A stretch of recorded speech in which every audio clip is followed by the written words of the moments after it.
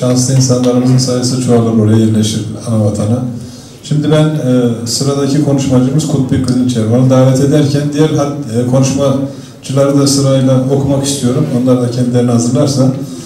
Kutbi Bey'den sonra Abdülaziz Yaşar, Yalçın Karadaş, Atilla Cetker, Ümit Dinçer, Sırrı Dinçer. Bize ulaşan konuşma talepleri de bu şekilde. Kutbi Kızılçer buradaysa yok mu Kutbi? Geliyor mu? Tamam, buyurun.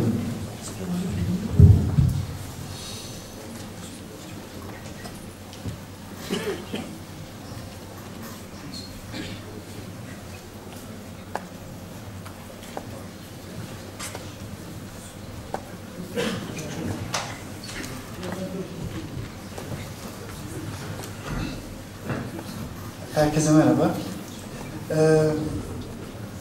Ben nereden başlayacağım bilmiyorum. Bir sürü şey konuşuldu benden önce. Ben şöyle yapayım. Daha önceki genel kurullarda konuştuğum geçen bir videoda gördüm. Orada şunu diyordum ben. Düzce Üniversitesi Çerkez Dili Edebiyatı öğrencisiyim diyordum. Şimdi mezunuyum. Düzce Üniversitesi Çerkez Dili Edebiyatı bölümünün ilk mezunu oldum.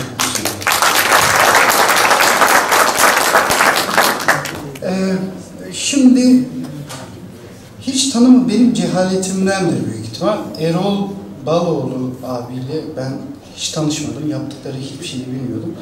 Ama dediği her şey sanki benim içimden geçenleri o söyledi. 2 kere olacak yani. Şimdi bence düğümlenen birkaç arkadaş da değindiler. Dediler ki biz nedenlerle değil sonuçlarla ilgileniyoruz. Bu cümleyi ben de çok kullandım. Özellikle böyle bir kürsülerde. Fakat bizim bütün sorunları düğümlediğimiz yeri değerlendiremiyoruz.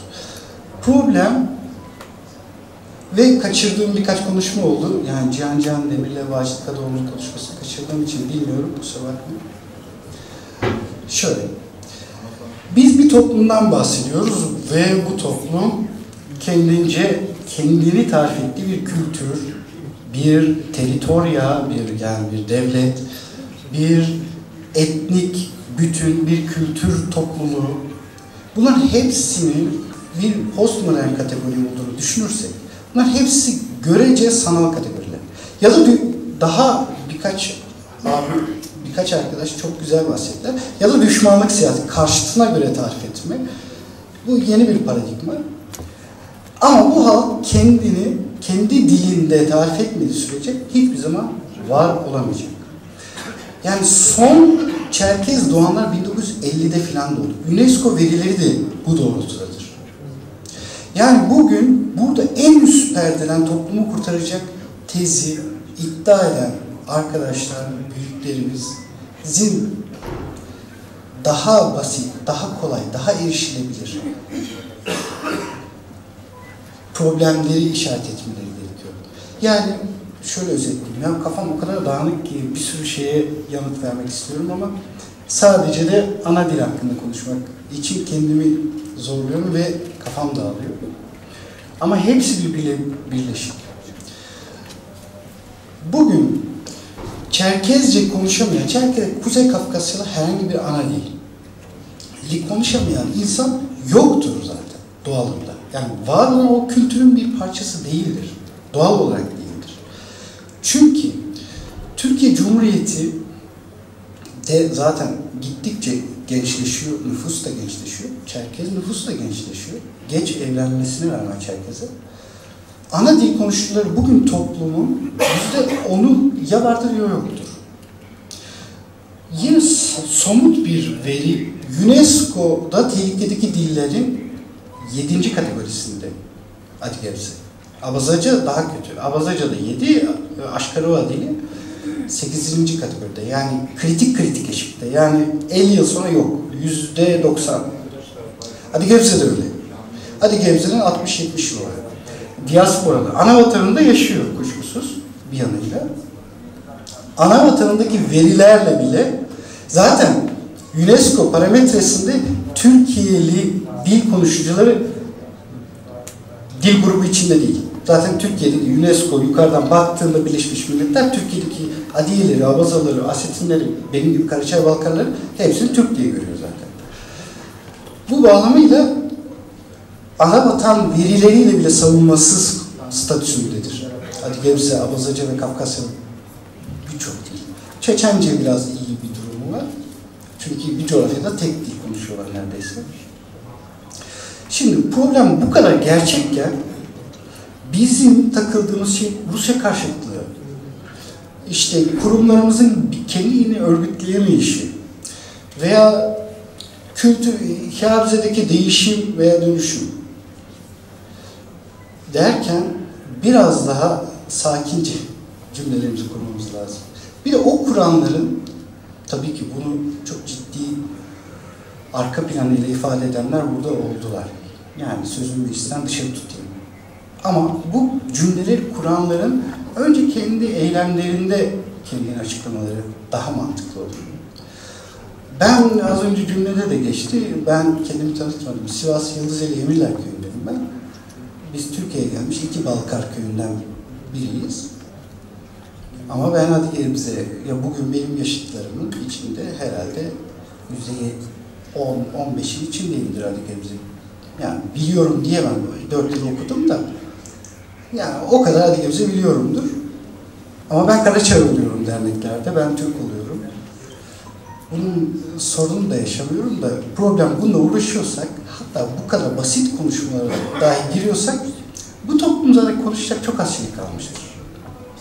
Yani çok açık, ben üst perdeden, yani lütfen biraz süreyi aşmışım, kusura bakmayın ama lütfen ya ben nacizane söylüyorum yani üst perdeden konuşuyorsam lütfen kusuruma bakmayın ama bu tamamen bilimsel gerçekler bunu gösteriyor. Bu dil konuşucusu, ana dil konuşucusu üretemeyen toplum biter. Biter. Bu 2 artı 2 4'tür. Bitmiştir. Bu mevzu konu bitmiştir. Çünkü yeni dil bilimsel araştırmalar da şunu gösteriyor ki dil sadece kültürün uzantısı değil, bilişim ve düşünün de uzantısı. Ve düşünmenin, mantığın biliyorsunuz artık dil bilim, bilişsel bilimlerin de yapay zeka, bugün yapay zeka çalışmalarının da bir alt dalı. Yani insanın, makinenin düşünme mantığı dil bilim temelinden hareketle yükseliyor. Yani Kafkasyalı gibi düşünememeye başlayacak bu insanlar bir süre sonra. Ki bence onun uzantıları burada yaşanıyor. Herkes üst perdeden veya sosyal medya vurguları çok güzel yapılıyor. Sosyal medyada böyle adını çok iyi bildiğiniz, kahraman olarak gördüğünüz insanlarla yan yana oturduğunuzda bakıyorsunuz ki hiçbir şey yok yani. Hiçbir derinlik yok. Hiçbir emeği de yok bu toplumda. Ya ben mesela çok tanınan biri değilimdir. Ya veya sadece yüz yüze teması çok önemserim. Ama kimileri sosyal medyada dünyayı kurtarıyor, Kafkasya'yı kurtarıyor. Kendi 3 akrabasına karşısına alıp sözünü geçiremeyen insanlar sosyal medyada kahramanlar. Adigevze'yi kurtarıyorlar. Adigevze hakkında analiz yapıyorlar veya ana dillerimiz hakkında. Diyorlar ki aynı dili öğrenmeliyiz, kültür böyle kurulur, hikayemize böyle. Ama gerçekten 5 tane cümle biraz toparlayabilirsek. Lütfen. 5 cümleyi peş peşe getirsin desen bence bu arkadaşlar yapamayacaklar. Hepimiz de biliyoruz, sormuyoruz tabii terbiyemiz gereği. Hocam sen şu dili biliyor musun veya bu kültürü, bu ifadeyi söylerken senin bilimsel kaynağın ne demiyoruz terbiyeden dolayı. Belki o yüzden bunlar bu kadar büyütüler ve bu boyuttayız. Son olarak şunu söylemek istiyorum. Biz bir iradeyle belki, bir Jacobin kültürüyle belki gittik okumaya Düzce Üniversitesi'ne. Ama bizden sonra bölüme bir Çerkez öğrenci katılımı da çok azaldı. Kimi zaman çoğaldı, kimi zaman şimdi 30 kişi aldı. Bölüm sayı da arttırdı. Öğrenci alım sayısını arttırdı. 30 öğrenci almış. 4 tane Çerkez var. Bu yeni birinci sınıflar. Bizim sınıfta 3 kişiydi. İlk öğrencileri. Yani bizim sınıfta Kürt ve hatta Zaza Çerkez'den daha çoktu. Onu söyleyeyim. Bir kısmı mezun olamadı hala ama yani daha ağırlıklıydı onlar. Hasılı kimse ilgilenmiyor. Bu göstergelerde buradaki havanda su döyen kim tartışmalarının parametreleri ve iz düşümü, uzantısı, soy kütüğü oradadır. Bence çok etrafından dolanmayalım bazı şeyleri. Çok açık şeyleri, şurada göremediğimiz şeyleri büyüttüğümüzde açıklayamaz veya uzlaşamaz boyuta getiriyoruz. Lütfen suni gündemlerden uzaklaşalım istiyorum ben. Teşekkür ederim. Sağ olun. Teşekkür ederim.